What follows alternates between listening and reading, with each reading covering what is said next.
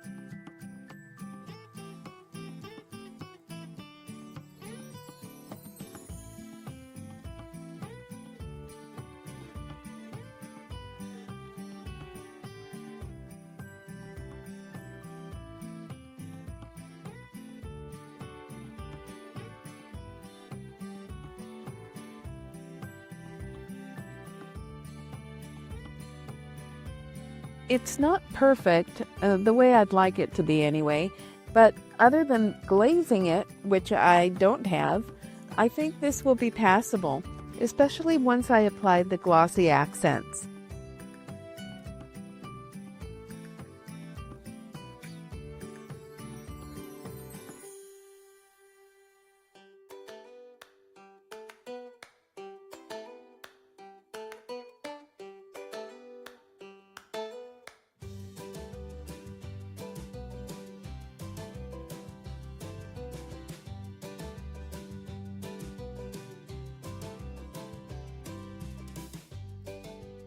I'm trying to match it up as best I can. It won't be perfect, but my goal is to disguise the imperfection as best I can.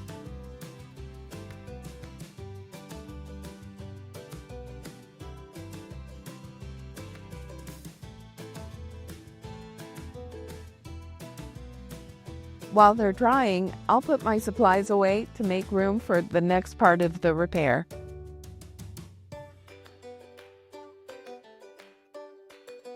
Here, I'm using glossy accents. This is a solution that is liquid inside the bottle, but when allowed to dry, hardens and stays glossy and clear. I love this stuff. Initially, I purchased it for my card making, but then I found other uses.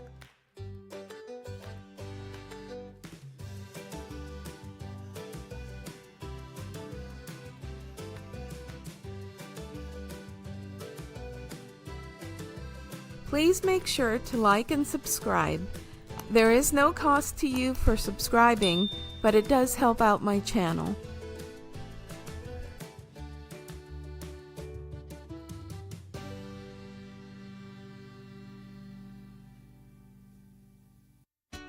It's not perfect, but honestly, I just needed for the chips not to be so visible, and I wanted to prevent further damage had I left it unprotected.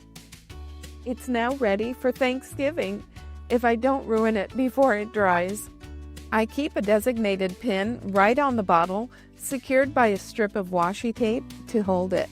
I use it to unclog the nozzle when I need to use it, and also to pop the little air bubbles should they appear on my projects.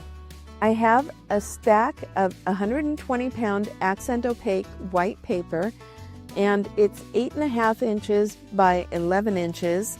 I've cut it in half lengthwise so that it's now 4.25 by 11 inches long. And then I will score it at 5.5 inches to fold it for my card bases. I'm going to use Stonehenge Aqua Cold Press black paper. It's beautiful, but very delicate. Be careful with anything sticky trying to hold it onto your work surface. I'll also be using this very pretty red rubber stamp by Simon Says Stamp called All Leaves. I have some of my paper pre-cut, and because I don't want to lose any of my watercolor paper, I adhered clear sheet protectors to my watercolor pads. It's a lifesaver.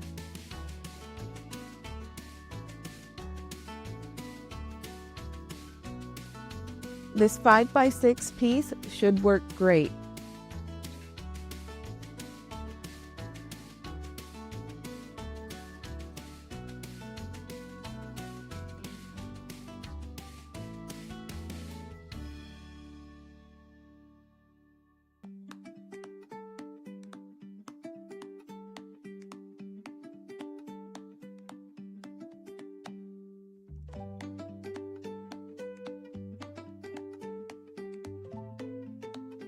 As you can see, this self-healing mat by Fiskars is very well loved. I believe I've had it for 28 to 30 years. It's crazy. It's very marked up, but still works great.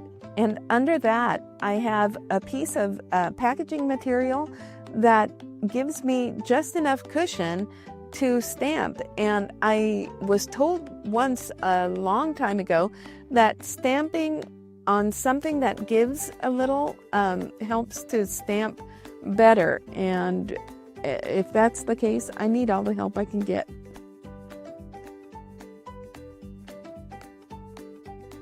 This All Leaves stamp is so beautiful, and as you can see, it's red rubber, so it gives crisper, more detailed lines.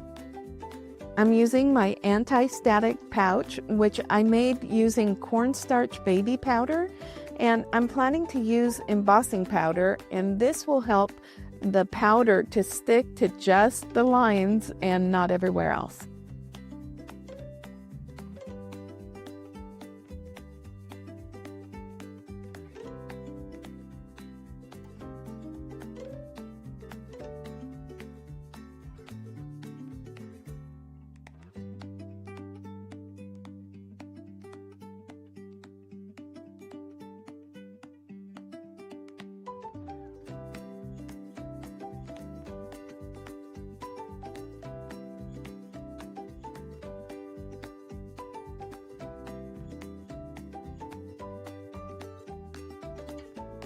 These color box stamp pads have such a low profile that it makes it really difficult to hold on to.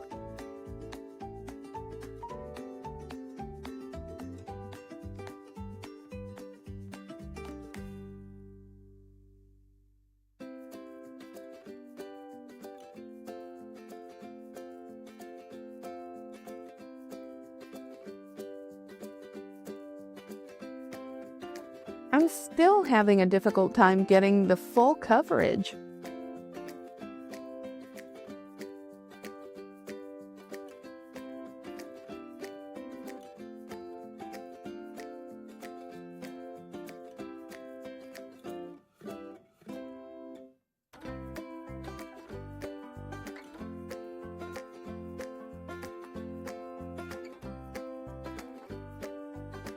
And now I have gold paint everywhere, on my surfaces and all over my hands.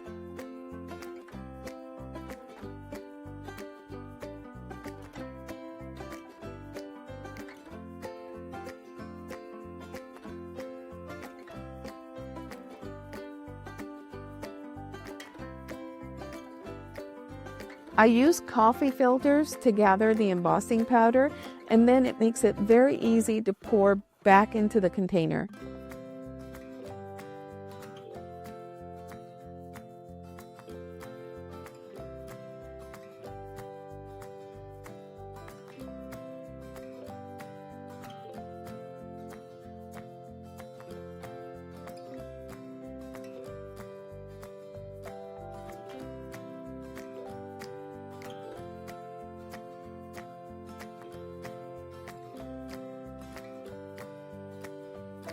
Oops!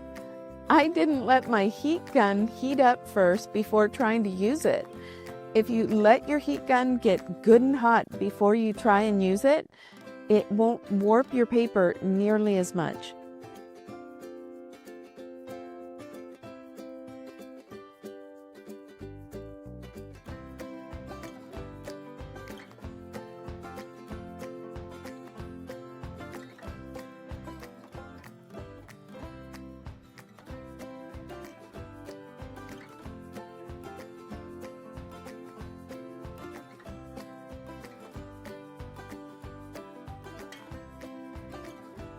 Try not to leave your heat in one spot for too long, because you could not only warp your paper, but you could melt the embossing powder onto the paper, defeating the whole purpose of the embossing.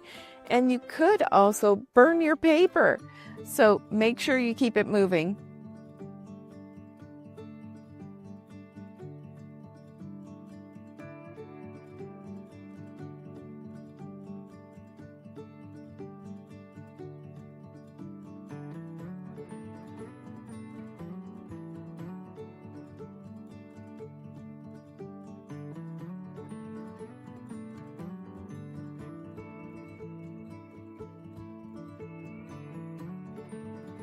The embossing not only looks pretty, but the lines act as little wells to keep the paint in certain locations where you want it.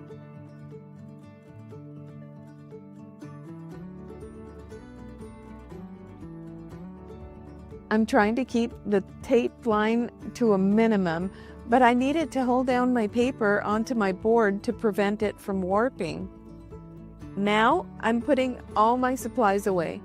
On more than one occasion, I've spilled embossing powder all over the place, and it's a good habit to get into, so you don't end up with all of your crafting supplies all over your work surface and no room to work.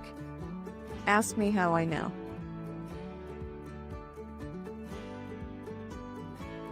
These are beautiful German-made pearlescent Colero watercolors by Finetech. They're made with mica and they are stunning. I'm just waking them up with a couple of drops of water.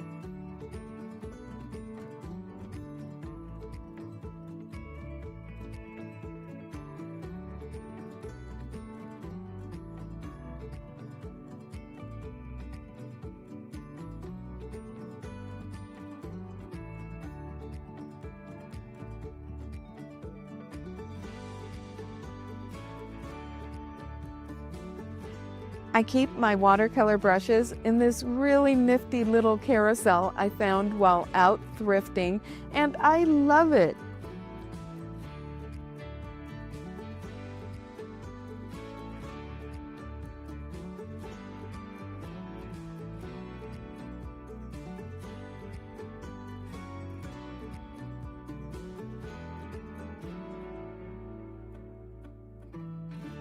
My idea was to put down a splash of different autumn colors.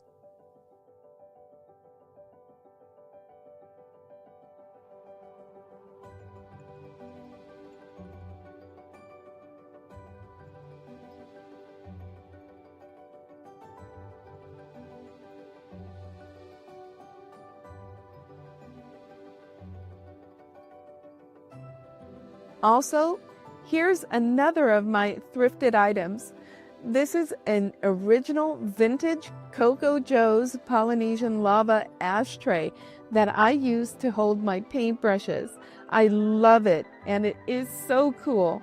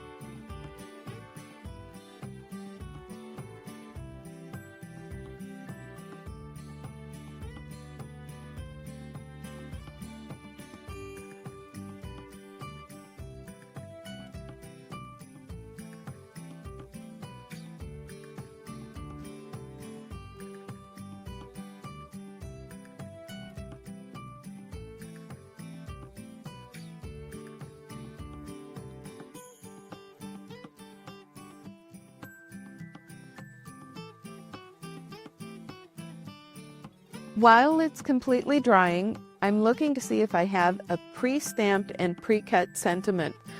Honestly, I did this a really long time ago when I had a whole bunch of scrap paper I wanted to use up, but now I'm wondering if it was worth it because every time I want to use one, it takes so long to go through them, if indeed I find one that works.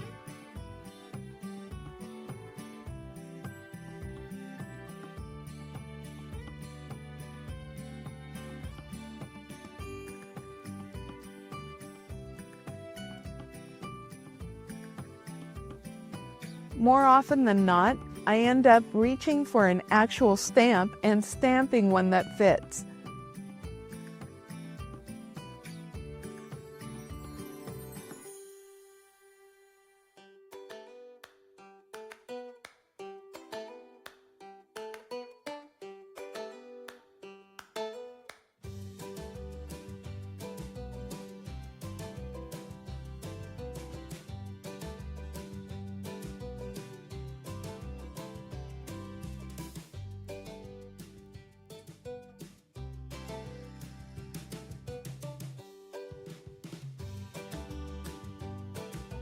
Please make sure to like and subscribe.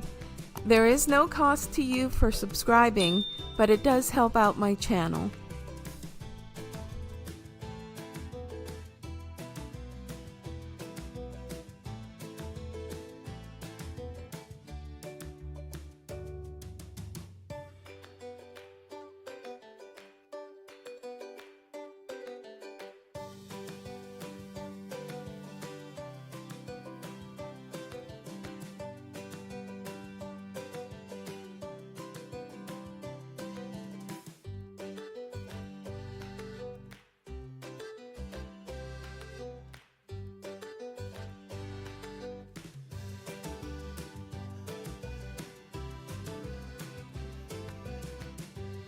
I hate covering any of the painting up, but the sentiment has to go somewhere.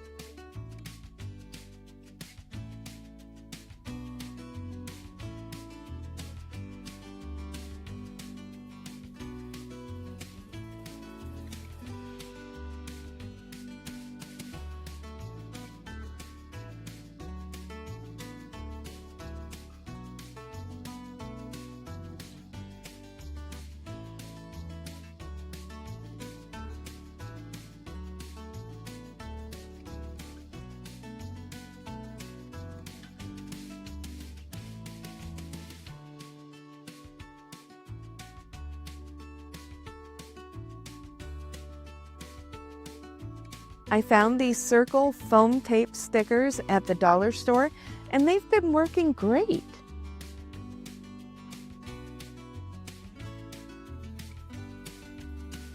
I use a regular pair of sharp tweezers to take the tape paper off the back. It really helps.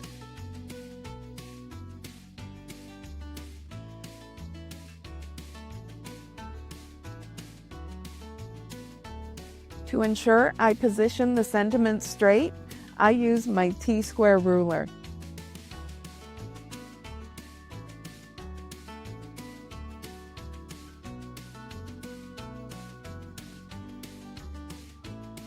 This is the accent opaque paper that I was telling you about. It's less expensive than the Neenah, and in my opinion, it's just as substantial and comparable for a much more reasonable price. I use the 120-pound smooth white for my card bases and the 80-pound smooth white for my card panels. And this is how I clean my rubber stamps. I use an inexpensive face brush that I got from the dollar store, and a solution that I made with water and a few drops of baby shampoo. I use the brush particularly for my rubber stamps because the rubber stamps are typically very detailed and the brush can really get into those nooks and crannies.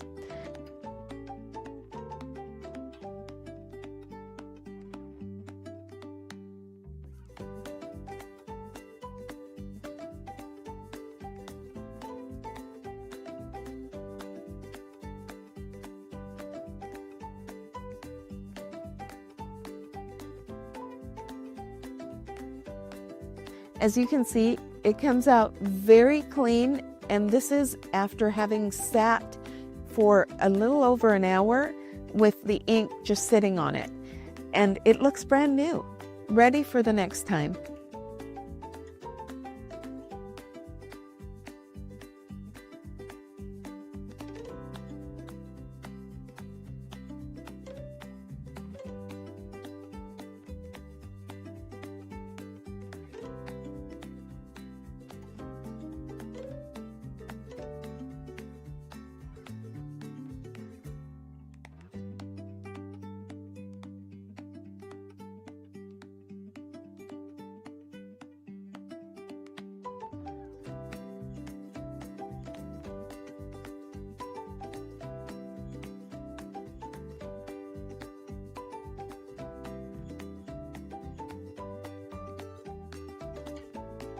I kept the paper it came with to give it extra stability, and I don't really need it, but it helped me remember where I bought it from before I actually bought my label maker.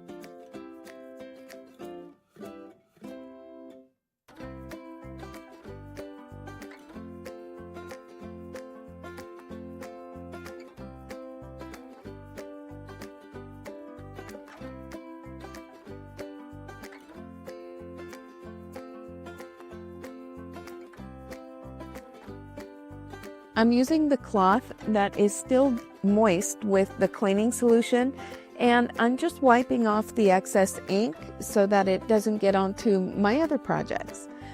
It wipes right off, and once it dries, it'll be as sticky as it was before. It preserves it for a little while longer, and once the stickiness is gone, I'll just make another one. If you're interested in seeing how I make these, please let me know and I'll make a video demonstrating how I do it. This is how I finish off making my card bases. If you don't have a scoring tool, I highly recommend you getting one. They're not that expensive and well worth the price. If you've ever tried folding a piece of heavy-duty paper, you know how it doesn't fold straight.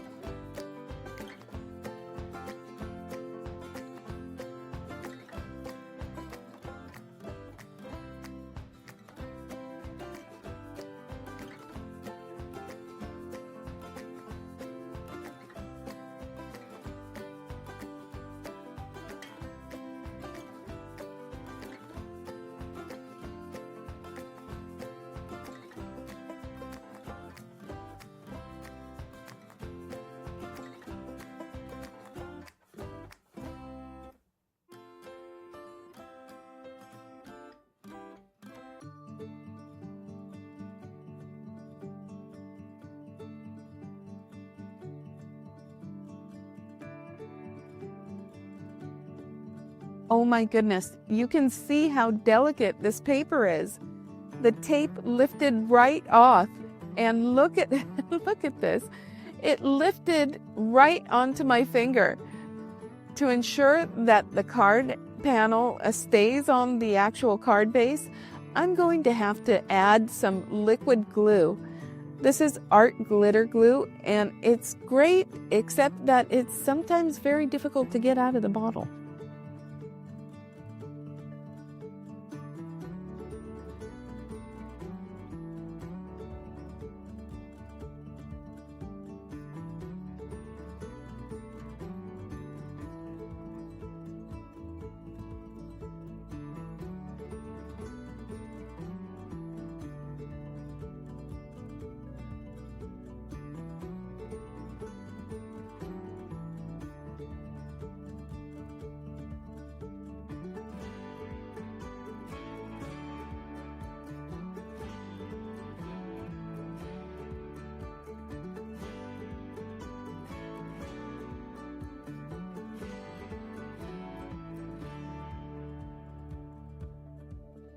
Somehow, I got a little stain on the edge of my card base. This little eraser is perfect for that job. It's a sanding eraser, and it gently rubs a thin layer of the paper off to remove the blemish. It's right next to the actual card painting though, so I have to be extra careful not to touch it. So I opted for my white Jelly Roll pen, and that did the trick.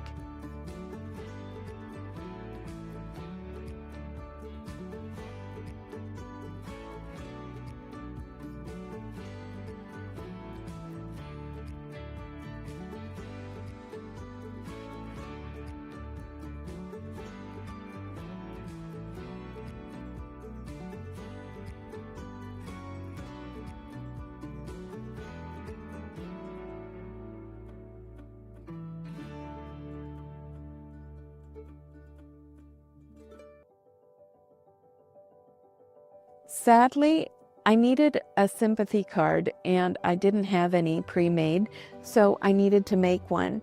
And as you can see though, the colors are beautiful.